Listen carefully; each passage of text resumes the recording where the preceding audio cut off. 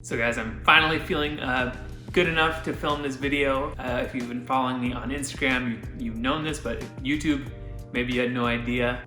But I was in the hospital for 7 nights last week, and it was pretty rough. So wanted to kind of tell you that story, and I'll just start by kind of saying I am feeling better today, but I will need to be taking it easy for the coming 2 weeks or so. So I had a couple of videos already filmed, and those will be the next videos you see on the channel. But then after that, I'll probably just be like hosting some videos, making Caleb and Jenna and Chris do challenges while I just host, because it's gonna be a little while before I'm playing basketball or doing anything crazy again. So on Monday, April 5th, I had been having some pain in my side for the previous week, and it's actually something I dealt with for years and always kind of thought it was a muscular pain. That's what other doctors told me. And then had a lot of history with this pain in my side.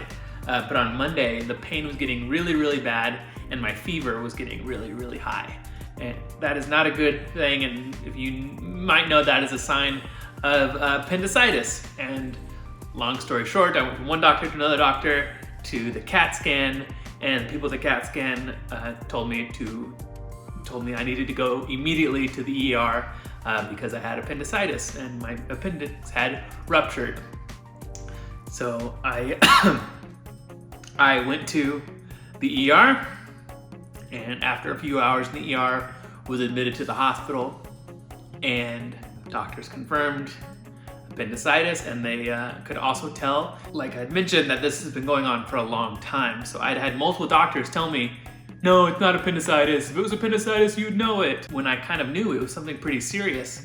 And so the doctors said my appendix had been rupturing and, kind of healing itself multiple times over many years. And to my knowledge, I think it's about 6 or 7 years, which is crazy. They knew the surgery would be really tough and a really difficult one. So they kept me overnight to see how I did with antibiotics, and because they didn't want to have to operate because everything was so inflamed and so messed up.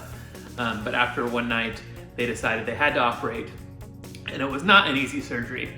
The typical appendectomy is a 1-hour surgery, and I was in there for almost 5, like 4.5 hours, and that's just because there was so much stuff they had to get out. I don't really know how it all works, but they're having to get all the little pieces of the appendix that have continued to attach and reattach. So it was a very difficult surgery.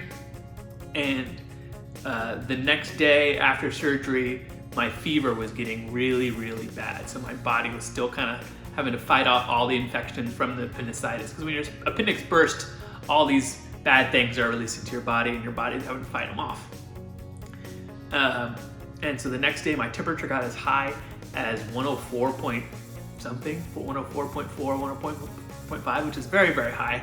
And this was very concerning to them. They were debating whether I had to go back for surgery because it was that bad. And they got as far as having me on the bed right outside the operating room.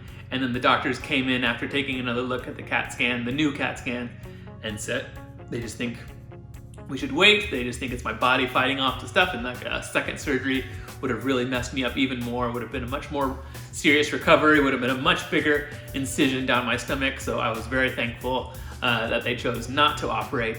Over the next couple of days, my fever was kind of handled. It started to go down, but as you hear, my breathing has been tough. And there was a tube, it was like a drainage tube, which is kind of gross, but it was helping get some of those bad liquids and stuff out of my system.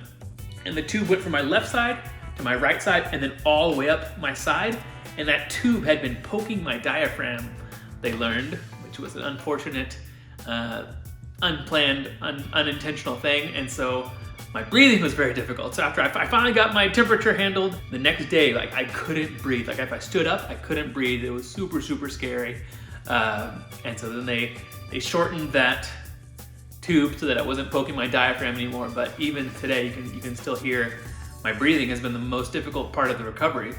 And so then that helped a little bit, and then I was able to do no fever, I was able to breathe, and then after 7 nights in the hospital, was finally able to go home.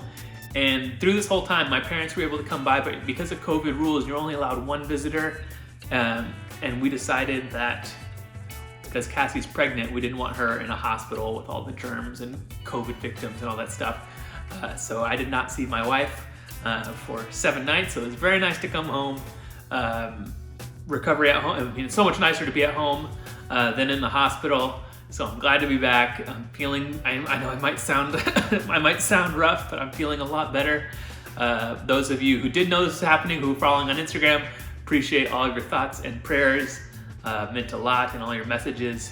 So thank you for that. And yeah, so road to recovery now. Again, we'll have the next video you'll see on Monday is a video we filmed before all this, so I'll be in great shape. And then we'll kind of take it from there. But I appreciate each and every one of you. Please drop a like for a speedy recovery, and we'll see you guys soon. Bye.